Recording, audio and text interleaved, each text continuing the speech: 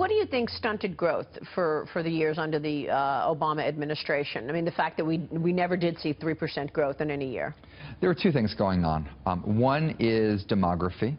And you look in the 1980s, the working age population, the prime age working age population was growing about 2% a year. Now it's falling, and that's just a function of birth rates decades ago. It has nothing to do with any president. The second is there was a worldwide productivity slowdown. You saw it everywhere. Virtually every advanced economy had slower productivity growth over the last decade than the decade before. I think some of that was the fallout from the recession.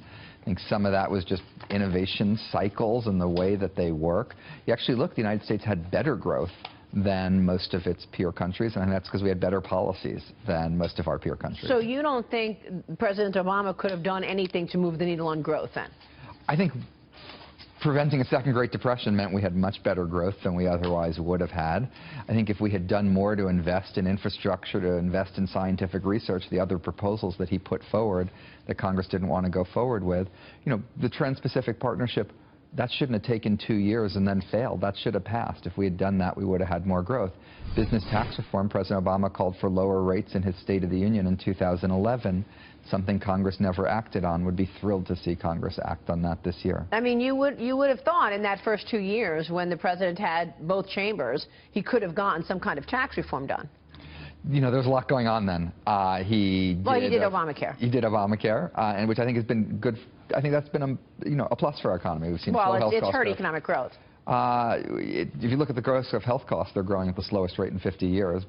CEOs used to always tell me the biggest thing we're worried about is, you know, double-digit health growth. That's been solved. Right. Well, that's exactly right. The CEOs come on this program and they say, look, because of Obamacare, I didn't want to hire more than 49 people. I turned full-time jobs into part-time jobs. So it had an impact on economic growth. I mean, the American Enterprise Institute, which is a conservative think tank, took a look at the 49, took a look at the part-time thing and found no evidence for it in the data. What do you think a realistic growth number could be with the policies that you're hearing about from the Trump administration? If you got everything good we've heard about, yeah, and nothing bad, you don't get the huge increases in the deficit, you don't get the trade war, you don't get the big crackdown on immigration, you don't get the random attacks on companies, then a growth rate in the low 2s would be, 2.2, 2.3, I think would be a reasonable conservative basis for building a budget and, an assumption for going forward. And in the entitlements, I mean, you make a good point. Nobody's touching the entitlements. The Trump administration doesn't want to.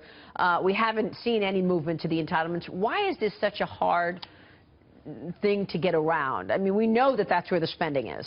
Look, I think what we should do is the pattern that we've done every time we've successfully cut the budget and cut the deficit on a bipartisan basis here. We've done a combination of putting revenues on the table, putting entitlements on the table, and doing the two of those together and doing them on a bipartisan basis so each side can provide cover for the other.